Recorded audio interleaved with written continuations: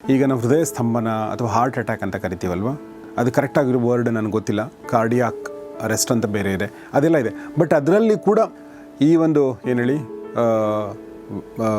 ವೆನಮಿಂದ, ಹಾವಿನ ವಿಷದಿಂದ ಅದಕ್ಕೂ ಕೂಡ ಔಷಧಿ ಕಂಡುಹಿಡಿಬಹುದು ಅನ್ನೋದೊಂದು ಪ್ರೊಸೆಸ್. ಅದ್ರ ಬಗ್ಗೆ ಏನು ಹೇಳಕ್ಕೆ ಇಷ್ಟಪಡ್ತೀರಾ? ಸೊ ಇದು ಹಾರ್ಟ್ ಅಂತ ಇಟ್ಕೊಳ್ಳಿ. ಓಕೆ. ಅದಕ್ಕೆ ಬ್ಲಡ್ ಸಪ್ಲೈ ಮಾಡ್ತಾರೋ ಬ್ಲಡ್ ವೆಸಲ್ಸ್ ಇರುತ್ತಲ್ಲ, ಅದರೊಳಗೆ ಸುಮಾರು ಇಲ್ಲಿ ಕ್ಲಾಟ್ ಆದರೆ ಇದಿಷ್ಟು ಜಾಗ ಸತ್ತೋಗುತ್ತೆ. ಅದಕ್ಕೆ ಊಟ ತಿಂಡಿ ಆಕ್ಸಿಜನ್ ಸಿಗಲ್ಲ. ಸುಮಾರು ಜನ ಮೈನರ್ ಹಾರ್ಟ್ ಅಟ್ಯಾಕ್ಸ್ ಆಗ್ತಾನೆ ಇರುತ್ತೆ. Not so uncommon. ಓಪನ್ ಮಾಡಲಿಕ್ಕೆ we also do balloon angioplasty ಅಂತ ಕೇಳಿರ್ಬೋದು. ಅದನ್ನು ಏನು ಮಾಡ್ತೀವಿ, ಅದರೊಳಗಡೆ ಅಂದರೆ ಇಲ್ಲಿ ತುರ್ಕ್ಸಕ್ಕಾಗಲ್ಲ, ಅದಕ್ಕೆ ಇಲ್ಲ ಕಂಕ್ಳಲ್ಲೋ ಇಲ್ಲ ತೊಡೆಯಿಂದನೋ ಬ್ಲಡ್ ವೆಸಲಲ್ಲಿ ಶುರು ಮಾಡಿಕೊಂಡು ಗೈಡ್ ಮಾಡ್ಕೊಂಡು ಬರುತ್ತದು. ಇಲ್ಲಿ ತನಕ ತಂದು ಈ ಸಣ್ಣಗಾಗಿರೋ ಜಾಗದಲ್ಲಿ ಇಟ್ಬಿಟ್ಟು ಬಲೂನ್ ಮಾಡ್ತೀವಿ. ಬಲೂನ್ ಮಾಡಿದಾಗ ಸ್ಟೆಂಟ್ ಅದರೊಳಗೆ ಡಿಪ್ಲಾಯ್ ಮಾಡ್ತೀವಿ. ಅದಕ್ಕೆ ಆಂಜಿಯೋಪ್ಲಾಸ್ಟಿ, ಬಲೂನ್ ಆಂಜಿಯೋಪ್ಲಾಸ್ಟಿ ಅಂತೀವಿ. ಸರಿ, ಏನು ವಿಚಿತ್ರ ಅಲ್ವಾ ಇದು? ಆಮೇಲೆ ಇದು ಈಗ ಉಣ್ಣೆ ನೀವು ಹೇಳಿದ್ರಲ್ಲ, ಅದು ಕಚ್ಚಬೇಕಾದ್ರೆ ನಮ್ಗೆ ಗೊತ್ತಾಗಲ್ವಲ್ಲ ಯಾಕೆ? ಅದು ಅಂದರೆ ಬೇರೆ ಸೊಳ್ಳೆ ಕಚ್ಚಿದ್ರೆ ಗೊತ್ತಾಗುತ್ತೆ, ಎಲ್ಲ ಗೊತ್ತಾಗುತ್ತೆ. ಬಟ್ ಅದು ಮೈ ಮೇಲೆ ಕೂತ್ಕೊಂಡ್ರು ಕೂಡ ಅದು ಗೊತ್ತಾಗಲ್ಲ, ಯಾಕೆ? ಅದು ಒಂದು ಭಾರಿ ಹಗುರವಾಗಿರುತ್ತೆ, ಇನ್ನೊಂದು ಅದು ಕಚ್ಚಿ ಇದು ಮಾಡಿದಾಗ್ಲೂ ಹಾಗಾಗಿ ನಿಮ್ಗೆ ಕಡ್ತಾನೂ ಆಗಲ್ಲ, ಗೊತ್ತೇ ಆಗಲ್ಲ ಇದೆ ಅಂತೇಳಿ.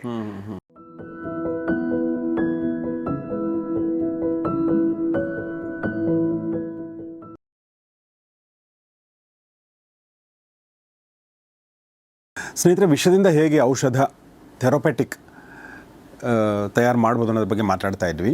ಈಗ ಇನ್ನೊಂದು ಅವರು ಆ ಒಂದು ಸಂಶೋಧನೆ ನಿರತರಾಗಿರೋದು ಯಾವುದು ಅಂದರೆ, ಈಗ ನಾವು ಹೃದಯ ಸ್ತಂಭನ ಅಥವಾ ಹಾರ್ಟ್ ಅಟ್ಯಾಕ್ ಅಂತ ಕರಿತೀವಲ್ವ, ಅದು ಕರೆಕ್ಟಾಗಿರೋ ವರ್ಡ್ ನನಗೆ ಗೊತ್ತಿಲ್ಲ. ಕಾರ್ಡಿಯಾಕ್ ಅರೆಸ್ಟ್ ಅಂತ ಬೇರೆ ಇದೆ, ಅದೆಲ್ಲ ಇದೆ. ಬಟ್ ಅದರಲ್ಲಿ ಕೂಡ ಈ ಒಂದು ಏನು ಹೇಳಿ ವೆನಮಿಂದ, ಹಾವಿನ ವಿಷದಿಂದ ಅದಕ್ಕೂ ಕೂಡ ಔಷಧಿ ಕಂಡುಹಿಡಿಬಹುದು ಅನ್ನೋದೊಂದು ಪ್ರೊಸೆಸ್. ಅದ್ರ ಬಗ್ಗೆ ಏನು ಹೇಳಕ್ಕೆ ಇಷ್ಟ? ಸ್ವಲ್ಪ ನಿಮ್ಮ ಯಾವುದು ಹಾರ್ಟ್ ಅಟ್ಯಾಕ್ ಅದಕ್ಕೆ ಸ್ವಲ್ಪ ಅರ್ಥ ಆಗೋಕ್ಕೆ ಹೇಳ್ತೀನಿ. ಸೊ ಇದು ಹಾರ್ಟ್ ಅಂತ ಇಟ್ಕೊಳ್ಳಿ. ಓಕೆ. ಅದಕ್ಕೆ ಬ್ಲಡ್ ಸಪ್ಲೈ ಮಾಡ್ತಾರೋ ಬ್ಲಡ್ ವೆಸಲ್ಸ್ ಇರುತ್ತಲ್ಲ, ಅದು ಇದರೊಳಗೆ ಕಾಣ್ತಾ ಇದೆಯಲ್ಲ ಮೇಲೆ, ಅದರೊಳಗೆ ಸುಮಾರು ಇಲ್ಲಿ ಕ್ಲಾಟ್ ಆದರೆ ಇದಿಷ್ಟು ಜಾಗ ಸತ್ತೋಗುತ್ತೆ. ಅದಕ್ಕೆ ಊಟ ತಿಂಡಿ ಆಕ್ಸಿಜನ್ ಸಿಗಲ್ಲ, ಆಯಿತಾ?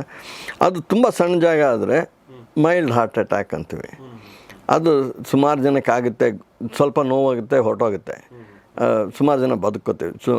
ಸುಮಾರು ಜನ ಮೈನರ್ ಹಾರ್ಟ್ ಅಟ್ಯಾಕ್ಸ್ ಆಗ್ತಾನೆ ಇರುತ್ತೆ. Not so uncommon. ಅಂದರೆ ಎಲ್ರಿಗೂ ಆಗುತ್ತೆ, ಯಾವಾಗಲೂ ಆಗುತ್ತೆ ಅಂತ ಅಲ್ಲ, ಆಗುತ್ತೆ, ಅದು ತುಂಬ ತೊಂದರೆ ಇಲ್ಲ.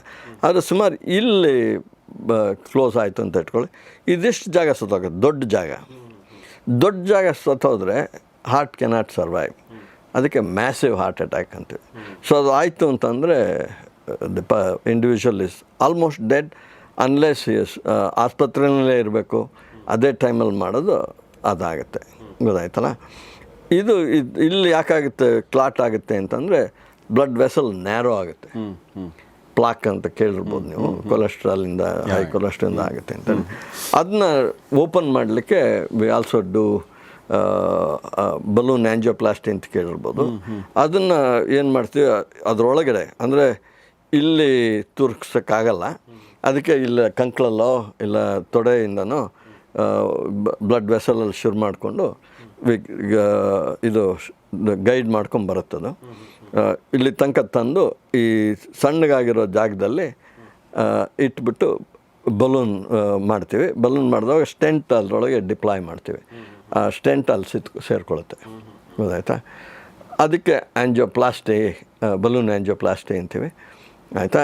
ಅದು ಮಾಡಿದ ಕೂಡಲೇ ಆ ಜಾಗ ಓಪನ್ ಆಗುತ್ತೆ, ಅದು ಬ್ಲಡ್ ಕೊಡೋಕ್ಕೆ ಅಂದರೆ ಹೆಂಗೆ ಅಂದರೆ, ಇದು ನಾನು ಜನರಿಗೆ ಈಗ ಒಂದು ರಬ್ಬರ್ ಒಂದು ಪೈಪ್ ಇದೆ ಅಂತ ಅಂದ್ಕೊಳ್ಳಿ.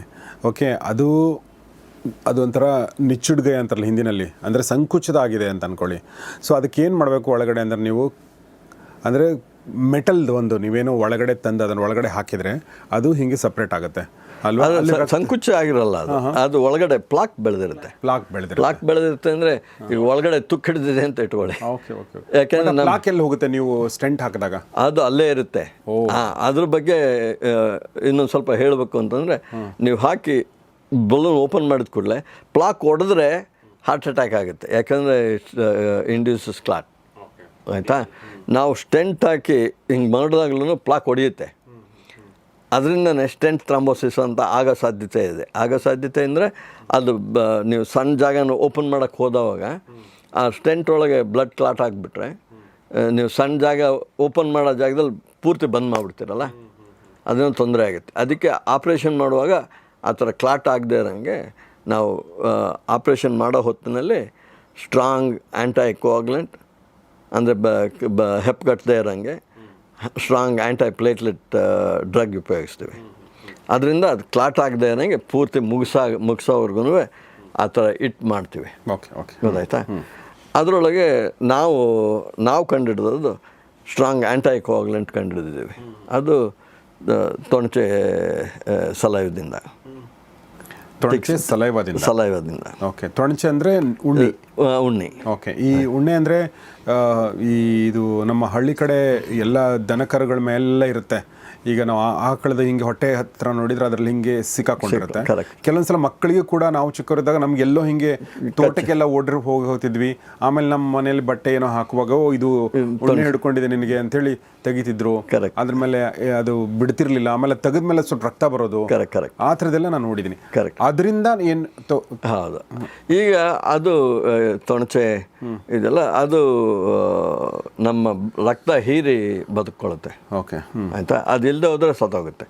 ಸೊ ಅದಕ್ಕೆ ಹೀರಬೇಕಾದ್ರೆ ಅದು ನಿಮ್ಮ ಮೈ ಮೇಲೆ ಹರಿದು ಒಂದು ಕಡೆ ಚರ್ಮ ಕೊರೆದು ಒಳಗಡೆ ಮೌತ್ ಪಾರ್ಟ್ಸ್ ಇಟ್ಕೊಂಡು ಒಂದಷ್ಟು ಇಟ್ಟು ಸೀಲ್ ಮಾಡ್ಕೊಂಬಿಡುತ್ತೆ. ಸುಮಾರು ಒಂದು 7 ದಿವಸದಿಂದ 10 ದಿವಸದ ತನಕ ನಿಮ್ಮ ರಕ್ತ ಹೀರುತ್ತೆ. ಓಕೆ. ಆಯಿತಾ? ಆವಾಗ ಅದು ಹೀರುವಾಗ ಅದ್ರ ಮೌತ್ ಪಾರ್ಟ್ ತುಂಬ ಸಣ್ಣದಲ್ಲ, ಸಣ್ಣ ನ್ಯಾರೋ ಸ್ಟ್ರಾ. ಆ ಸ್ಟ್ರಾ ಬಂದಾಗ್ಬಿಟ್ರೆ ಊಟ ಸಿಗಲ್ಲ ಅದಕ್ಕೆ ಅದು ಸಲೈವ ಅದ್ರ ಉಗುಳಲ್ಲಿ ಸುಮಾರಷ್ಟು ಶಕ್ತಿ ಇದೆ. ರಕ್ತ ಹೆಪ್ಪಗಟ್ಟದೆ ಇರೋಂಗೆ, ಪ್ಲೇಟ್ಲೆಟ್ ಅಗ್ರಿಗೇಟ್ ಆಗದೆ ಇರೋಂಗೆ, ವ್ಯಾಸೋ ಡೈಲೇಟರ್ ಅಂದರೆ ಬ್ಲಡ್ ವೆಸಲ್ ಸ್ವಲ್ಪ ಅಗಲ ಆಗಿರೋಂಗೆ ಮಾಡೋ ಅಂಥ ಶಕ್ತಿ ಇರುತ್ತೆ. ಅದೆಲ್ಲ ಮಾಡಿ it will suck your blood. ಅದು ಸ್ವಲ್ಪನೇ ಉಗುಳಿಂದ ನಿಮಗೆ ರಕ್ತ ಹೆಪ್ಪಗಟ್ಟದೆ ಇರೋಂಗೆ ಮಾಡಿರುತ್ತೆ. ಸೊ ಆ ಥರದ್ರಿಂದ ನಾವು ಅದರ ಉಗುಳಿಂದ ಸಲೈವದಿಂದ ನಾವು ಪ್ರೋಟೀನ್ ಐಸೋಲೇಟ್ ಮಾಡಿ ಅದನ್ನ ಈ ಬಲೂನ್ ಆ್ಯಂಜಿಯೋಪ್ಲಾಸ್ಟಿ ಮಾಡುವಾಗ ಉಪಯೋಗಿಸೋ ಅಂಥ ಡ್ರಗ್ನ ಮಾಡಿದ್ದೀವಿ ಈಗ. ಸರಿ. ಏನು ವಿಚಿತ್ರ ಅಲ್ವಾ ಇದು? ಆಮೇಲೆ ಇದು ಈಗ ಉಣ್ಣೆ ನೀವು ಹೇಳಿದ್ರಲ್ಲ, ಅದು ಕಚ್ಚಬೇಕಾದ್ರೆ ನಮ್ಗೆ ಗೊತ್ತಾಗಲ್ವಲ್ಲ ಯಾಕೆ?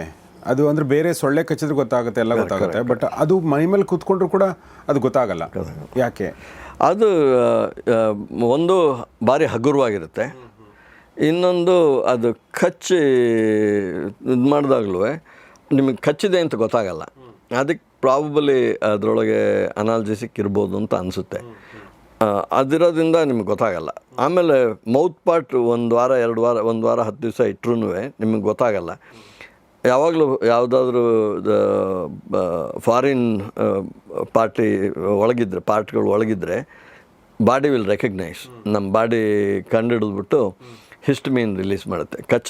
ಕಡಿತ ಶುರು ಆಗುತ್ತಲ್ಲ, ಆದರೆ ಆ ಹಿಸ್ಟಮೀನ್ನೆಲ್ಲ ಅಬ್ಸಾರ್ಬ್ ಮಾಡಿಬಿಡುತ್ತೆ. ಯಾವುದು ಇದ್ರ ಇದ್ರದ್ದು ಉಣ್ಣೆ ಸಲೈವದಿಂದ ಇದೆಲ್ಲ ಆ್ಯಂಟೈ ಹಿಸ್ಟಮೀನ್ ಎಲ್ಲ ಇದು ಇಮ್ಯೂನ್ ಸಪ್ರೆಷನ್ ಅಂತೀವಿ, ಎಲ್ಲ ಆಫ್ ಮಾಡಿಬಿಡುತ್ತೆ. ಓಕೆ. ಹಾಗಾಗಿ ನಿಮ್ಗೆ ಕಡ್ತನೂ ಆಗಲ್ಲ, ಗೊತ್ತೇ ಆಗಲ್ಲ ಇದೆ ಅಂಥೇಳಿ. ಇದು ಓನ್ಲಿ ವಿಜುವಲಿ ನೋಡಿದಾಗಲೇ ಗೊತ್ತಾಗೋದು ಇಲ್ಲಿದೆ ಅಂತೇಳಿ. ನೋಡದೆ ಹೋದರೆ ಗೊತ್ತಾಗಲ್ಲ. ಈಗ ಬೆನ್ನಲ್ಲಿ ಎಲ್ಲ ಹಿಂದ್ಗಡೆ ಎಲ್ಲ ನಿಮ್ಗೆ ಕಾಣದೇ ಇರೋ ಕಡೆ ಇದ್ದರೆ ಅಂತೂ ಗೊತ್ತೇ ಆಗಲ್ಲ. ಅದು ಆ ಥರ ಇರೋದ್ರಿಂದ ನಿಮ್ಗೆ ಕಚ್ಚಿರೋದು ಗೊತ್ತಾಗಲ್ಲ, ಅದು ಬ್ಲಡ್ ಕುಡಿಯೋದು 10 ದಿವಸ ಕುಡಿದ್ರೂ ಗೊತ್ತಾಗಲ್ಲ, ಅದು ಪೂರ್ತಿ ಬಿಟ್ಟೋದಾಗ ಮಾತ್ರ ಗೊತ್ತಾಗುತ್ತೆ. ಸೊ ಬೇಸಿಕಲಿ ಈ ನೇಚರ್ಲಿರುವಂಥ ಇಂಥ ಸಣ್ಣ ಕ್ಷುಲ್ಲಕ ನಮಗೆ ಅವ್ನು ನೋಡಿದರೂ ಕೂಡ ಅಂದರೆ ನಾವು ಅದನ್ನು ನೋಡೋದೇ ಈ ಥರ ಏನೋ ಮಾಡಿದಾಗ, ಇಲ್ಲಾಂದ್ರೆ ನಾವು ಅದನ್ನು ಗಮನಿಸೋದು ಇಲ್ಲ ನಮ್ಮ ಲೈಫಲ್ಲಿ. ಬಟ್ ಅದರಲ್ಲಿರುವಂಥ ಒಂದು ಮೆಕ್ಯಾನಿಸಮ್ನ ಅಂದರೆ ಅದು ಬದುಕಬೇಕಾದ್ರೆ ಒಂದು ಮೆಕ್ಯಾನಿಸಮ್ ಮಾಡ್ಕೊಂಡಿದೆ. ಆ ಮೆಕ್ಯಾನಿಸಮ್ನ ಅರ್ಥ ಮಾಡಿಕೊಂಡು ಅದನ್ನು ಮನುಷ್ಯನ ಒಳಿತಿಗಾಗಿ ಬಳಸುವಂಥ ಪ್ರಯತ್ನ. ಕರೆಕ್ಟ್. ಸೊ ಇದೇ ಥರ ಈಗ ಮಸ್ಕಿಟೋನೂ ಅಂದರೆ ಸೊಳ್ಳೆನೂ ನಮಗೆ ಕಚ್ಚಿ ರಕ್ತ ಹೀರಿ ಮಾಡುತ್ತೆ. ಈ ಥರ ರಕ್ತ ಹೀರೋ ಪ್ರಾಣಿಗಳಿದಾವಲ್ಲ, ಅವು ಬೇರೆ ಬೇರೆ ರೋಗಗಳನ್ನು ಟ್ರಾನ್ಸ್ಮಿಟ್ ಮಾಡ್ತವೆ. ಮಲೇರಿಯಾ, ಡೆಂಗಿ, ಚಿಕನ್ ಗುನ್ಯಾ, ಸುಮಾರಷ್ಟು ಇದೆ ಅಲ್ಲ. ಅದು ಏನು ಮಾಡಿದ್ದಾರೆ, ಈ ರೋಗ ಬರೋ ಅಂಥದ್ದು ಮೈಕ್ರೋಬ್ ಇರ್ಬೋದು, ಇಲ್ಲ ವೈರಸ್ ಇರ್ಬೋದು, ಪ್ಯಾರಾಸೈಟ್ ಇರ್ಬೋದು, ಅದನ್ನೆಲ್ಲ ಟ್ರಾನ್ಸ್ಫರ್ ಮಾಡುತ್ತೆ. ಒಂದು ಹೆಲ್ತಿ ಇಂಡಿವಿಜುವಲ್ಗೆ ಈ ಪೇಷಂಟಿಂದ ಬ್ಲಡ್ ಸಕ್ ಮಾಡಿರೋಂಥ ಮಸ್ಕಿಟೋ ಉದಾಹರಣೆಗೆ, ಅದು ಸೊಳ್ಳೆ ಬಂದು ಹೆಲ್ತಿ ಇಂಡಿವಿಜುವಲಿಗೆ ಕಚ್ಚಿದವಾಗ ಅಲ್ಲಿಂದ ಸ್ವಲ್ಪ ಸಲೈವ ಹಾಕುವಾಗ ಅದ್ರ ಸಲೈವ ಜೊತೆ ಪ್ಯಾರಾಸೈಟ್ ಹೊರಟೋಗುತ್ತೆ. ಹಾಗಾಗಿ ಈ ಥರ ಟ್ರಾನ್ಸ್ಮಿಷನ್ ಶುರುವಾಗುತ್ತೆ.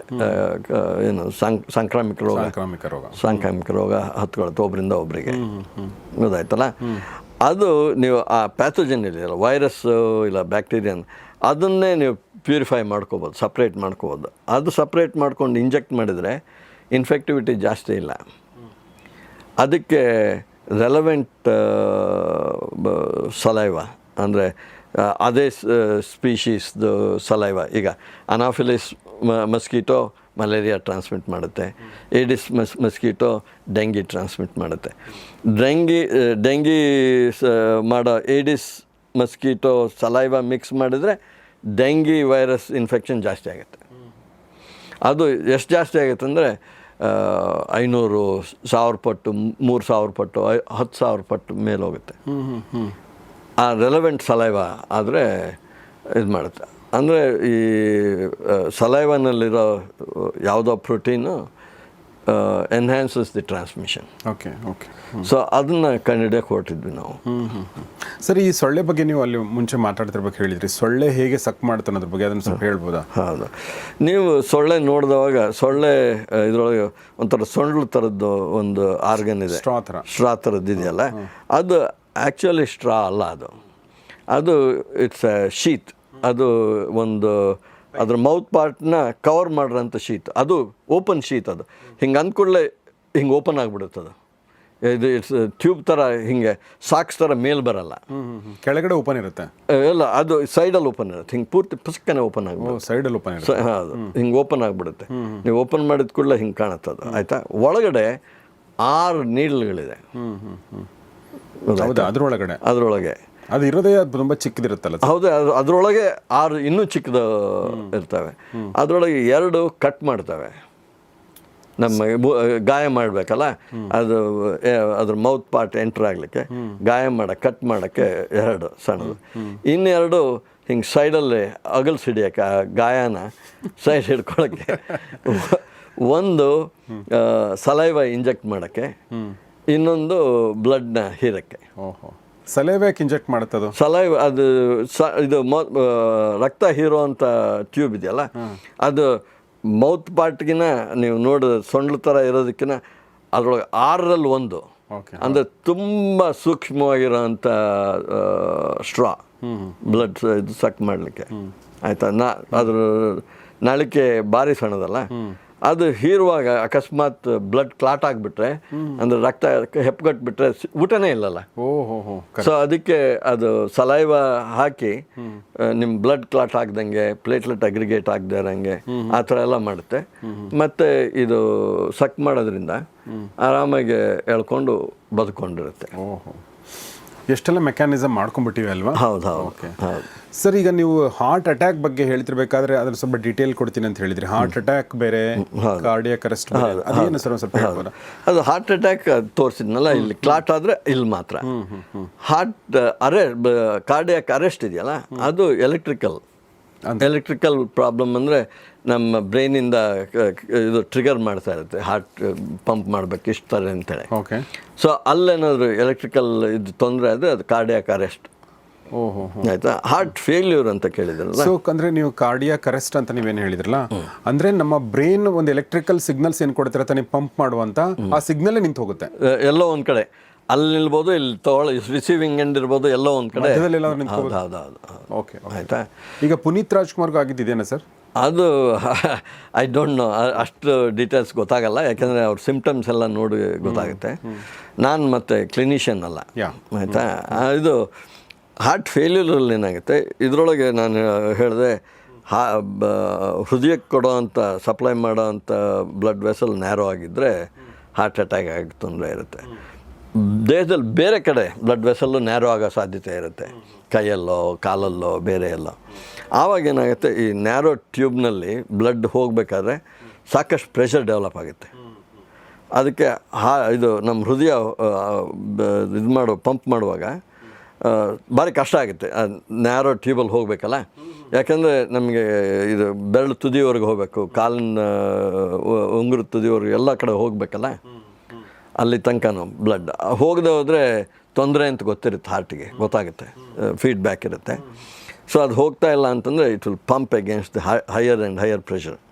ತುಂಬ ಹೈಯರ್ ಪ್ರೆಷರಿಗೆ ಇದು ಮಾಡಿದವಾಗ heart muscle will become thicker. ಯಾಕಂದರೆ ನೀವು ಸ್ವಲ್ಪ ಕಸರತ್ತು ಮಾಡುವಾಗ ಮಾಡ್ತೀರಲ್ಲ, ಜಾಸ್ತಿ ವೆಯ್ಟ್ ಹಾಕಿ ಮಾಡಿದಾಗ ಅದೇ ಥರ ತೊಂದರೆ ಆಗುತ್ತದೆ. ಅದಾದ ಕೂಡಲೇ ಅದಕ್ಕೆ ಕಾರ್ಡಿಯೋ ಮಯೋಪತಿ ಅಂತೀವಿ. ಹಾರ್ಟ್ ಮಸಲ್ ದಪ್ಪ ಆಗುತ್ತೆ. ಹಾರ್ಟ್ ಮಸಲ್ ದಪ್ಪ ಆದರೆ ಒಳಗಡೆ ವಾಲ್ಯೂಮ್ ಇದೆಯಲ್ಲ ಅದು ಸಣ್ಣದಾಗ್ಬಿಡುತ್ತೆ. ಆವಾಗ ನೀವು ಅದನ್ನ ಇನ್ನೂ ಜಾಸ್ತಿ ಪಂಪ್ ಮಾಡಿ ನೀವು 50 ml ಇರೋದು 40 ml ಬ್ಲಡ್ ಹೋಗೋಕ್ಕೆ ಶುರು ಮಾಡುತ್ತಲ್ಲ, ತುಂಬ ಕಡಿಮೆ ಆಗುತ್ತೆ. ಇನ್ನೂ ಸ್ವಲ್ಪ ಜಾಸ್ತಿ ಪಂಪ್ ಮಾಡಬೇಕಾಗುತ್ತೆ, ಹಾರ್ಟ್ ರೇಟ್ ಜಾಸ್ತಿ ಆಗುತ್ತೆ. ಹಾರ್ಟ್ ರೇಟ್ ಜಾಸ್ತಿ ಆದಂಗೂ it will end up with heart failure.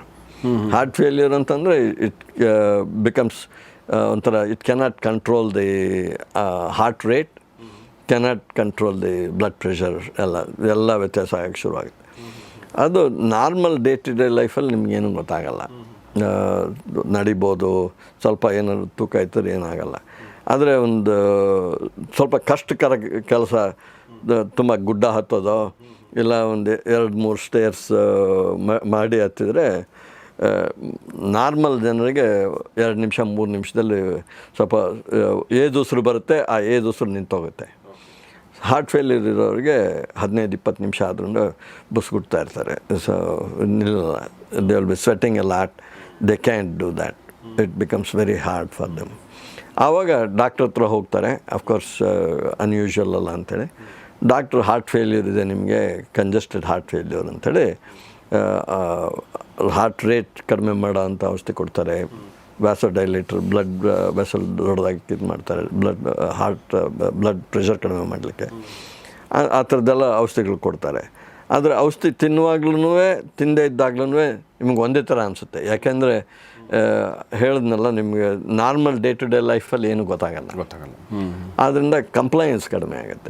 Compliance ಕಡಿಮೆ ಆದರೆ ಈ heart it will start pumping against high pressure, heart rate ಜಾಸ್ತಿ ಆಗೇ ಇರುತ್ತೆ. ಹಂಗೆ ಜಾಸ್ತಿ ತುಂಬ ದಿವಸ ಇದ್ದರೆ it will develop into even severe problem. ಅದಕ್ಕೆ ಅಕ್ಯೂಟ್ ಡಿಕಂಪನ್ಸೇಟೆಡ್ ಹಾರ್ಟ್ ಫೇಲ್ಯೂರ್ ಅಂತಾನೆ, ಅದು ADHF ಅಂತೇಳಿ. ಅದಾದರೆ you are already first episode ಆದ ಕೂಡಲೇ ಯು ಹ್ಯಾವ್ ಅಬೌಟ್ 1.5 years 2 yearsಲ್ಲಿ ಯು ಪ್ಯಾಸ್ ಆನ್. ಭಾರಿ ಸಿವಿಯರ್ ಅದು.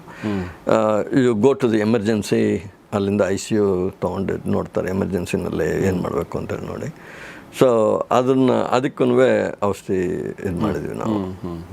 ಅದಕ್ಕೂ ಕೂಡ ಔಷಧಿ ಓಕೆ. ಸರ್, ಈಗ ಇದು ಟಾಪಿಕ್ ನಿಮ್ದು ಅಲ್ಲ, ಆದರೂ ಕೂಡ ಈ ಒಂದು ಪ್ರಶ್ನೆ ಕೇಳ್ಬಿಡ್ತೀನಿ.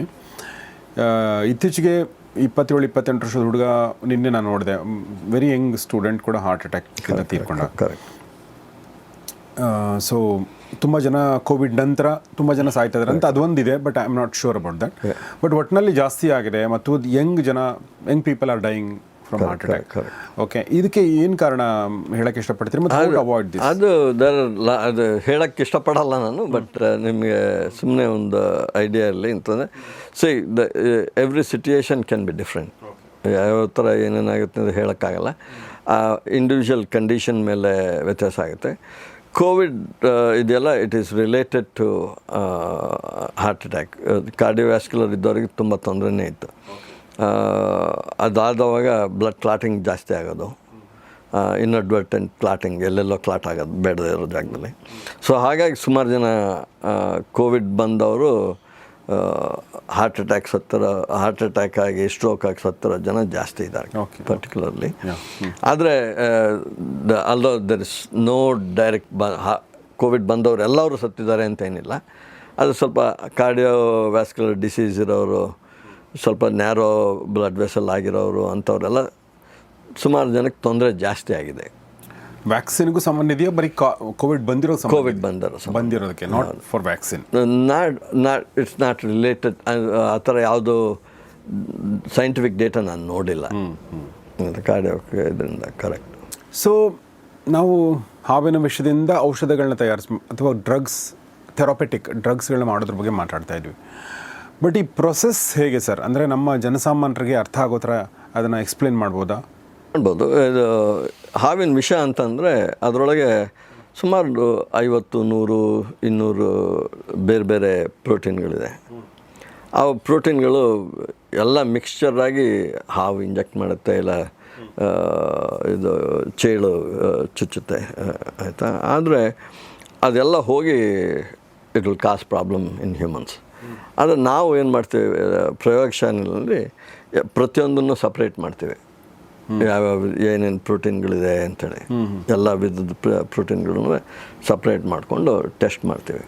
ನಮ್ಮ ಲ್ಯಾಬಲ್ಲಿ ಏನು ಮಾಡ್ತೀವಿ ಅಂದರೆ, ನಾವು ಫ್ರಮ್ ಟಾಕ್ಸಿನ್ಸ್ ಟು ಥೆರಪ್ಯೂಟಿಕ್ಸ್ ಅಂತ ಥೀಮ್ ಇರೋದ್ರಿಂದ ಹೊಸ ಪ್ರೋಟೀನ್ ಕಂಡುಹಿಡಿಯೋಕ್ಕೆ ಶುರು ಮಾಡ್ತೀವಿ. ಅಂದರೆ ಹೊಸ ಅಂದರೆ ನ್ಯೂ ಪ್ರೋಟೀನ್ ಬೇಕು. ನ್ಯೂ ಪ್ರೋಟೀನ್ ಇದ್ದರೆ ನಮಗೆ ಸ್ವಲ್ಪ ಚಾನ್ಸ್ ಜಾಸ್ತಿ. ಸೊ ಆ ಥರ ಹೊಸ ಪ್ರೋಟೀನ್ ಐಸೋಲೇಟ್ ಮಾಡಿ ಅದರದ್ದು ಸ್ಟ್ರಕ್ಚರ್, ಪ್ರೋಟೀನ್ ಸೀಕ್ವೆನ್ಸ್, ಅಂದರೆ ಯಾವ ಥರ ಅಮೈನೋ ಆ್ಯಸಿಡ್ಸ್ ಇದೆ ಅಂಥೇಳಿ ಕಂಡುಹಿಡ್ಕೋತೀವಿ. ಆಮೇಲೆ ಅದು ಏನು ಮಾಡುತ್ತೆ ಅಂಥೇಳಿ ಟೆಸ್ಟ್ ಮಾಡ್ತೀವಿ. ಅದು ಯಾವ ಥರ ಮಾಡ್ತೀವಿ ಅಂದರೆ, 1-2 ಇಲಿಗಳಿಗೆ ಕೊಟ್ಟು ಅದು ಏನು ಬಿಹೇವಿಯರ್ ಚೇಂಜ್ ಮಾಡುತ್ತೆ ಅಂತ ನೋಡಿ, ಅದ್ರ ಮೇಲೆ ನಾವು ನೆಕ್ಸ್ಟ್ ಆರ್ಗನ್ ಸಿಸ್ಟಮ್ಗೆ, ಟಿಶ್ಯೂಗೆ ಹೋಗಿ ಅದು ಎಲ್ಲಿ ಮಾಡ್ತಾಯಿದೆ ಅಂತ ಕಂಡುಹಿಡ್ಕೋತೀವಿ. ಆಮೇಲೆ ಅದು ಯಾವ ಥರ ಮಾಡ್ತಾಯಿದೆ ಅಂತ ಕಂಡುಹಿಡಬೇಕಾದ್ರೆ ಯಾವ ರಿಸೆಪ್ಟರ್ಗೆ, ಯಾವ ಎನ್ಸೈಮ್ಗೆ, ಯಾವ ಅಯನ್ ಚಾನಲ್ಗೆ ಹೋಗಿ ಬೈಂಡ್ ಆಗುತ್ತೆ ಅಂತೇಳಿ ಕಂಡುಹಿಡ್ಕೋತೀವಿ. ಅದೆಲ್ಲ ಮಾಡೋ ಅಷ್ಟೊತ್ತಿಗೆ ಗೊತ್ತಾಗುತ್ತೆ ನಮಗೆ ಇದು ನಮಗೆ ಬೇರೆ ಮನುಷ್ಯರಿಗೆ ಬರೋ ರೋಗಗಳಿಗೆ ಒಳ್ಳೆ ಔಷಧಿ ಆಗೋ ಚಾನ್ಸ್ ಇದೆಯಾ ಅಂತ ಗೊತ್ತಾಗುತ್ತೆ. ಆ ಥರ ಗೊತ್ತಾದರೆ ಚಾನ್ಸ್ ಇದೆ ಅಂತಂದರೆ ಅದನ್ನ ಪೂರ್ತಿ ಸ್ಟ್ರಕ್ಚರ್ ಫಂಕ್ಷನ್ ಮಾಡ್ಕೋತೀವಿ. ಅಂದರೆ ನಾನು ಮೊದಲೇ ಹೇಳ್ದಂಗೆ ಯಾವ ಜಾಗದಿಂದ ಈ ಫಂಕ್ಷನ್ ಬರ್ತಾಯಿದೆ, ಯಾವ ಥರ ರೆಕಗ್ನೈಸ್ ಮಾಡುತ್ತೆ, ಬೈಂಡ್ ಮಾಡುತ್ತೆ ಅದ್ರ ರಿಸೆಪ್ಟರ್ಗೆ ಅಂತ ಕಂಡುಹಿಡಿದು ಆ ಜಾಗನ ತೊಗೊಂಡು ಅದ್ರ ಮೇಲೆ ಡ್ರಗ್ ಡಿಸೈನ್ ಮಾಡ್ಕೋತೀವಿ. ಅದು ಆವಾಗ ಏನಾಗುತ್ತೆ, ಈ ಅನ್ವಾಂಟೆಡ್ ಪಾರ್ಟೆಲ್ಲ ತೆಗೆದುಬಿಟ್ಟು ಸಣ್ಣ ಪೆಪ್ಟೈಡ್ ಮಾಡ್ಕೋತೀವಿ. ಸಣ್ಣ ಜಾಗ ಇದು ಟಾಕ್ಸಿನ್ ಒಂದು 100-150 ಅಮೈನೋ ಆ್ಯಸಿಡ್ ಇರ್ಬೋದು. ಅದರ ಫಂಕ್ಷನಲ್ ಸೈಟ್ 10-15 ಅಮೈನೋ ಆ್ಯಸಿಡ್ ಇರುತ್ತೆ. ಅದು ಸಣ್ಣದು ಮಾಡೋದ್ರಿಂದ ನಾವು ಬೇಕಾದಂಗೆ ಮಾಡಿ ಟೆಸ್ಟ್ ಮಾಡ್ಕೋತೀವಿ. ಬೇರೆ ಬೇರೆ ಥರ ಸ್ವಲ್ಪ ಚೇಂಜ್ ಮಾಡಿ ಸ್ವಲ್ಪ ಬೆಟರ್ ರೆಕಗ್ನಿಷನ್, ಹೈಯರ್ ಇದು ಏನು ಎಫಿಕಸಿ ಜಾಸ್ತಿ ಇರೋ ಹಾಗೆ ಅಂತ ಮಾಡಿಕೊಂಡು, ಸೈಡ್ ಎಫೆಕ್ಟ್ಸ್ ಕಡಿಮೆ ಇರೋ ಅಂಥದ್ದು ಮಾಡಿಕೊಂಡು ಅದನ್ನ ಡ್ರಗ್ ಮಾಲಿಕ್ಯೂಲ್ ಲೀಡ್ ಅಂತೇಳಿ ಶುರು ಮಾಡ್ಕೋತೀವಿ. ಆಮೇಲೆ ಆ್ಯನಿಮಲಲ್ಲಿ ಟೆಸ್ಟ್ ಮಾಡ್ಕೊಂಡು ಹೋಗ್ತೀವಿ. ಇದು ಅದೇ ಥರ ನಾವು ಯೋಚನೆ ಮಾಡಿದ ಥರನೇ ಏನು ಕೆಲಸ ಮಾಡುತ್ತಾ, ತೊಂದರೆ ಇರೋದನ್ನ ಪರಿಹಾರ ಮಾಡುತ್ತಾ ಇಲ್ಲ ಅಂತೇಳಿ ಟೆಸ್ಟ್ ಮಾಡ್ತೀವಿ.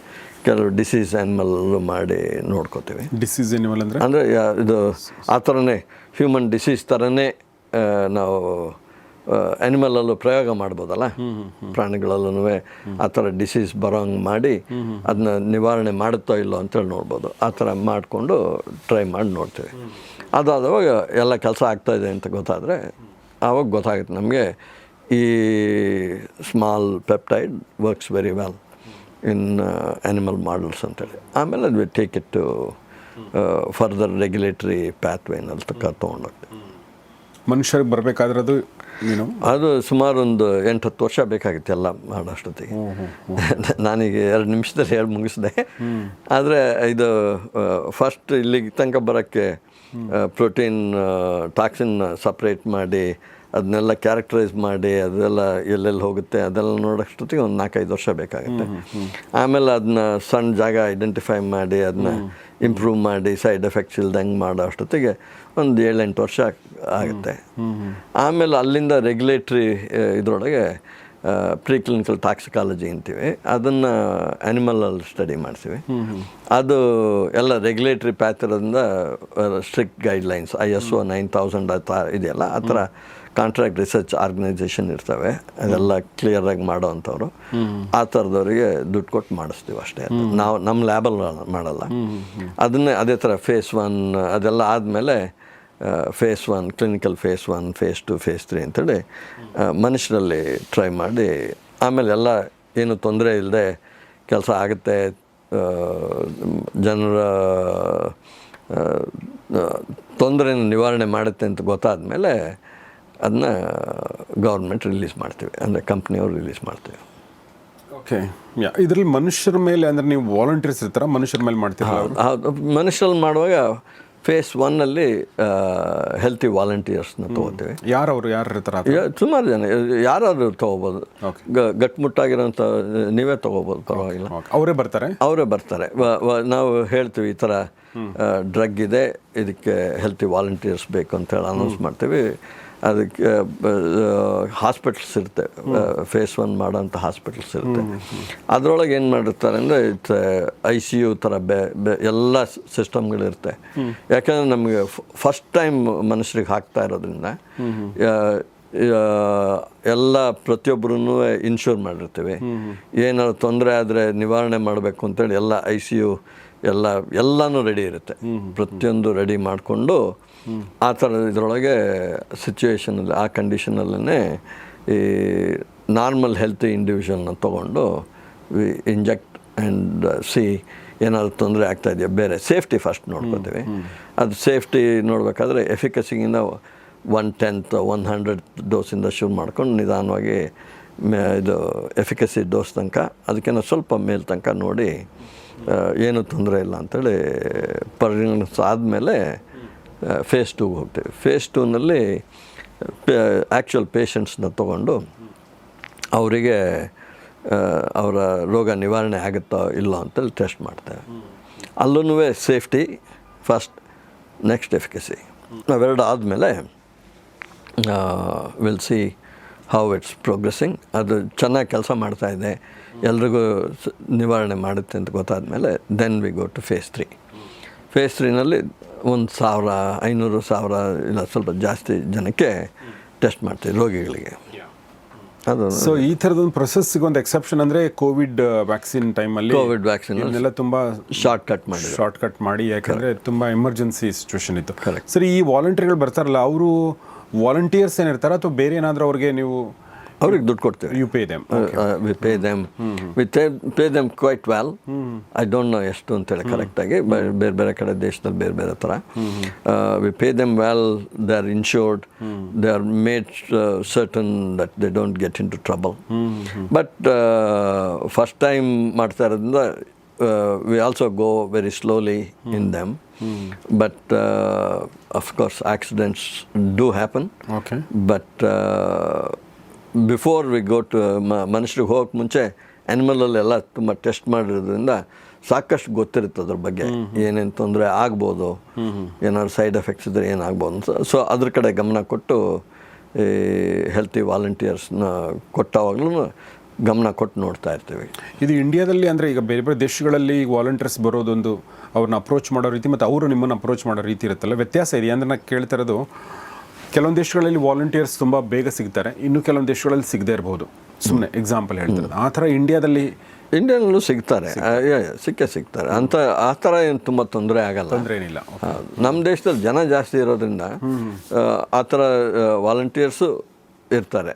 ಆದರೆ ನಮ್ಮ ದೇಶದಲ್ಲಿ ತುಂಬ ಈ ಥರ ಡ್ರಗ್ಗಳು ನನಗೆ ಗೊತ್ತಿರೋಂಗೆ ಡೆವಲಪ್ ಮಾಡಿಲ್ಲ.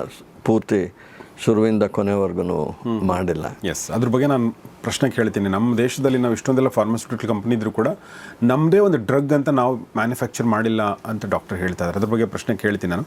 ಅದಕ್ಕಿಂತ ಮುಂಚೆ ಡಾಕ್ಟ್ರೇ ಕಿಣಿಯವರೇ, ಇನ್ನೊಂದು ಪ್ರಶ್ನೆ ಕೇಳಬೇಕು ಅಂದ್ಕೊಂಡೆ. ಒಬ್ಬ ಸೈಂಟಿಸ್ಟ್ ಆಗಿ ನೀವು ಓಕೆ, ಇದರಲ್ಲಿ ನಿಮಗೂ ಏನಾದರೂ ರಿಸ್ಕ್ ಆ ಥರ ಫ್ಯಾಕ್ಟರ್ಗಳಿರ್ತಾವೋ? ನಮಗೆ ರಿಸ್ಕ್ ಫ್ಯಾಕ್ಟರ್ ಅಂತ ಏನೂ ಇರಲ್ಲ.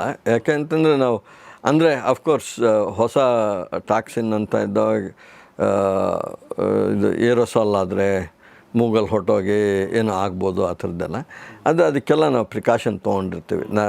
ನಮ್ಮ ಪ್ರಯೋಗಶಾಲೆಯಲ್ಲಿ ಮಾಡಬೇಕಾದ್ರೆ ಮಾಸ್ಕ್ ಹಾಕಿರ್ತೀವಿ, ಗಾಗಲ್ಸ್ ಹಾಕಿರ್ತೀವಿ, ಕೈಗೆ ಚುಚ್ಚದೆ ಇರೋಂಗೆ ಹ್ಯಾಂಡ್ ಗ್ಲೌಸ್, ನೀಡ್ಲ್ ಉಪಯೋಗಿಸೋದಾದರೆ ಇಂಜೆಕ್ಟ್ ಆಗದೆ ಇರೋ ಥರ ಎಲ್ಲ ತಿಕ್ ಗ್ಲೌಸ್ಗಳೆಲ್ಲ ಇರುತ್ತೆ. ಆ ಥರದ ಗ್ಲೌಸ್ ಎಲ್ಲ ಹಾಕ್ಕೊಂಡು ಮಾಡ್ತೀವಿ.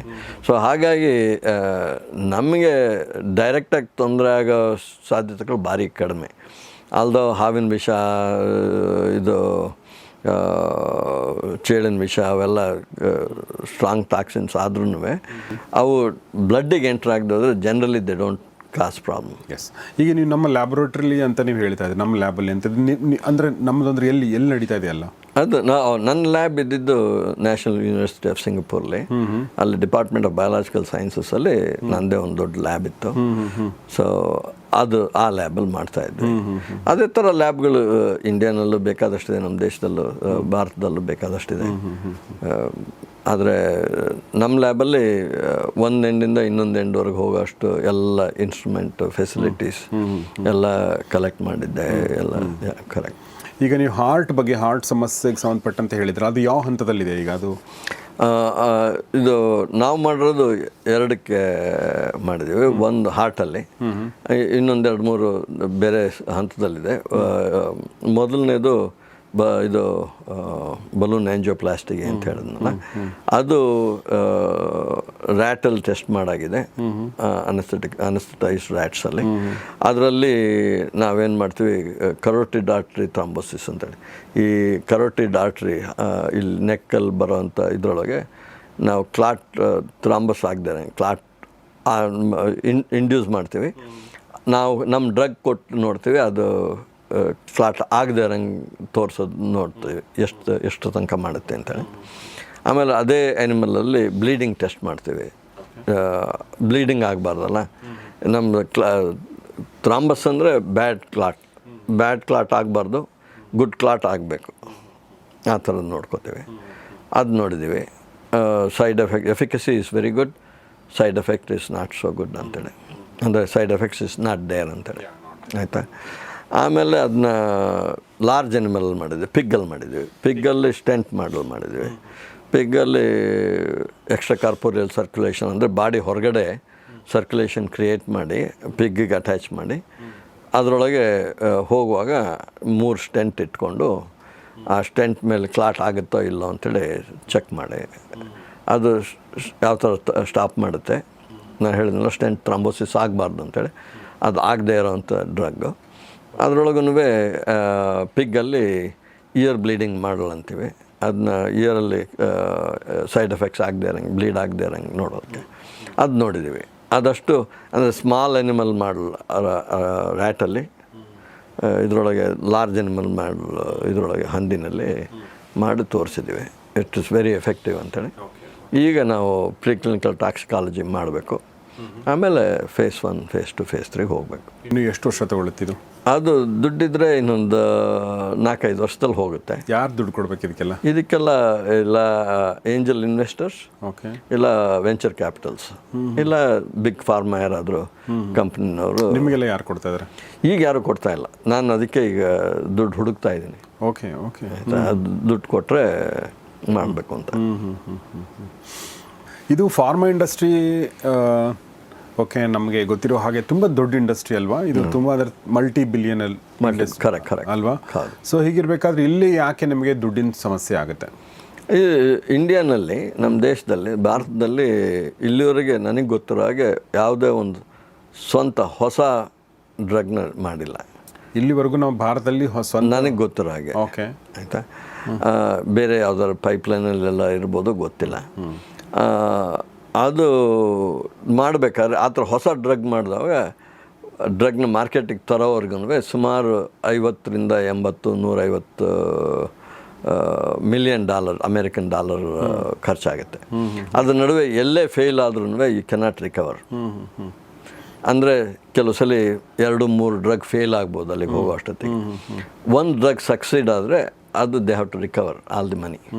ಯಾಕೆಂದರೆ ದುಡ್ಡೇನು ಗಿಡದಲ್ಲೇನು ಬೆಳೆಯಲ್ಲ. ಸೊ ಹಾಗಾಗಿ ಆ ಥರ ರಿಕವರ್ ಮಾಡಲೇಬೇಕಾಗತ್ತೆ. ಹಾಗಾಗಿ ದೇ ಚಾರ್ಜ್ ಇನಿಷಿಯಲಿ ಮಾಡಿದವರು ದೇ ಚಾರ್ಜ್ ಅಲ್ಲ ಟು ರಿಕವರ್ ದಿ ಮನಿ. ಅಂದರೆ ಆ ಕಂಪನಿ ಫಾರ್ಮಾ ಕಂಪನಿ ಅದು 20 ವರ್ಷ ಆದಮೇಲೆ ಇದು ಪೇಟೆಂಟ್ ಲೈಫ್ ಮುಗಿಯುತ್ತೆ. ಆವಾಗ ಎಲ್ಲ ಜೆನರಿಕ್ ಅಂತ ಮಾಡ್ತಾರೆ. ಜೆನರಿಕ್ ಡ್ರಗ್ ಅಂತ ನೀವು ಕೇಳಿದ್ದೀರಲ್ಲ, ಆ ಜೆನರಿಕ್ ಡ್ರಗ್ಸ್ ಇದೇ ಮಾಲಿಕ್ಯೂಲ್ನ ಬೇರೆಯವರು ಮಾಡ್ತಾರೆ. ಯಾಕಂದರೆ ಈಗ ಪ್ರೊಟೆಕ್ಷನ್ ಇಲ್ಲಲ್ಲ. ಸೊ ಹಾಗಾಗಿ ಪೇಟೆಂಟ್ ಪ್ರೊಟೆಕ್ಷನ್ ಇದ್ದಾರೆ ಒಂದು ಬೇರೆಯವರು. ಇದು ಇಂಟರ್ನ್ಯಾಷನಲ್ ಲಾನ 20 ವರ್ಷ. ಹೌದಾ? ಎಲ್ಲ ದೇಶದಲ್ಲೂ ಅದೇ. ಈಗ ನೀವು ಒಂದು ಮಾತನ್ನು ಹೇಳಿದ್ರಿ, ಭಾರತದಲ್ಲಿ ಈವರೆಗೆ ನಿಮ್ಗೆ ಗೊತ್ತಿರೋ ಹಾಗೆ ಅಂತ ನೀವು ಒಂದು ಡಿಸ್ಕ್ಲೇಮರ್ ಕೊಟ್ಟರೆ ಅದನ್ನು ಒಪ್ಕೊಂಡೇ ಕೇಳ್ತೀನಿ. ನಮ್ಮಲ್ಲಿ ಇಷ್ಟೆಲ್ಲ ದೊಡ್ಡ ದೊಡ್ಡ ಫಾರ್ಮಾ ಕಂಪನಿಗಳು ಇದೆ ಅಲ್ವಾ, ತುಂಬ ಇದೆ. ರೆಡ್ಡೀಸ್ ಇರ್ಬೋದು, ಆ ಥರ ಝೈಡಸ್ ಇರ್ಬೋದು, ಸುಮಾರು ಇದೆ. I am not from that background, but ಸುಮ್ಮನೆ ನಾವು ನೋಡ್ತೀವಲ್ವಾ. ಮತ್ತು ನಮ್ಮ ದೇಶದಲ್ಲಿ ಅದು ತುಂಬ ದೊಡ್ಡ ಬಿಸ್ನೆಸ್ ಕೂಡ ಹೌದು, ಔಷಧಿಗಳು ಅಲ್ವಾ. ಸೊ ಹೀಗಿರಬೇಕಾದ್ರೆ ಯಾಕೆ ನಾವು ಈವರೆಗೂ ನಮ್ಮ ಸ್ವಂತ ಡ್ರಗ್ಗನ್ನು ಮ್ಯಾನುಫ್ಯಾಕ್ಚರ್ ಮಾಡಿಲ್ಲ? ನಾನು ಹೇಳ್ದಂಗೆ ರಿಸ್ಕ್ ಜಾಸ್ತಿ. ಓಕೆ. ಸೊ ರಿಸ್ಕ್ ಅಂದರೆ ನಾನು ಹೇಳಿದ ನಾವು ಏನು ಮಾಡ್ತಾ ಇದೀವಿ ಹಾಗಾದ್ರೆ? ನಾವೆಲ್ಲ ಜೆನರಿಕ್ ಮಾಡ್ತಾ ಇದ್ವಿ. ಜೆನರಿಕ್ ಡ್ರಗ್ಸ್ ಅಂದರೆ ಬೇರೆಯವ್ರು ತೊಗೊಂಡು ಬೇರೆಯವ್ರು ಅಂದರೆ ಪೇಟೆಂಟ್ ಮುಗಿದಿರೋದನ್ನ ತೊಗೊಂಡು ನಾವು ಅದನ್ನ ಮಾಡಿ ಎಲ್ಲಿ ಮ್ಯಾನುಫ್ಯಾಕ್ಚರ್ ಮಾಡಿ ಅವ್ರಿಗೆ ನಾವು ದುಡ್ಡು ಕೊಡಬೇಕಾ? ಪೇಟೆಂಟ್ ಆದ್ಮೇಲೆ ಪೇಟೆಂಟ್ ಮುಗಿದ್ಮೇಲೆ ಏನು ಕೊಡೋದಿಲ್ಲ, ನಾವು ಮ್ಯಾನುಫ್ಯಾಕ್ಚರ್ ಮಾಡಿ ನಾವು ಸೇಲ್ ಮಾಡೋದು. ಹೌದು. ಓಕೆ. ಕೆಲವು ಸಲ ಅದೇ ಕೆಮಿಸ್ಟ್ರಿ ಉಪಯೋಗಿಸಿ ಮಾಡ್ತೀವಿ, ಕೆಲವು ಸಲ ಬೇರೆ ಕೆಮಿಸ್ಟ್ರಿ ಉಪಯೋಗಿಸಿ ಡ್ರಗ್ ಡೆವಲಪ್ ಮಾಡ್ತೀವಿ. ಬೇರೆ ಕೆಮಿಸ್ಟ್ರಿ ಮಾಡಿದಾಗ ನಾವು ಅದಕ್ಕಿಂತ ಅವ್ರಿಗಿನ್ನ ಚೀಪಾಗಿ ಮಾಡಬೇಕಲ್ಲ, ಇನ್ನು ಚೀಪಾಗಿ ಮಾಡಿಕೊಂಡು ಮಾರಕ್ಕೆ ಶುರು ಮಾಡ್ತೀವಿ. ಈಗ HIV ಮಾಡಿದ್ದೀವಿ, ಆ ಥರದ್ದೆಲ್ಲ there are lot of drugs. ಆ ಥರ ಅವ್ರು ಬೇರೆಯವ್ರಿಗೆ ಉಪಯೋಗಿಸ್ಕೊಂಡ್ರಕ್ಕಿಂತ ನೀವು ಶುರು ಮಾಡೋ ಪದಾರ್ಥಗಳಿದೆಯಲ್ಲ, ರಾಸಾಯನಿಕ ಪದಾರ್ಥಗಳು, ಅದನ್ನ ಚೇಂಜ್ ಮಾಡಿಕೊಂಡ್ರೆ ಬೇರೆ ಬೇರೆ ಕೆಮಿಸ್ಟ್ರಿನಲ್ಲಿ ಅದೇ ಮಾಲಿಕ್ಯೂಲ್ ಮಾಡ್ಬೋದು.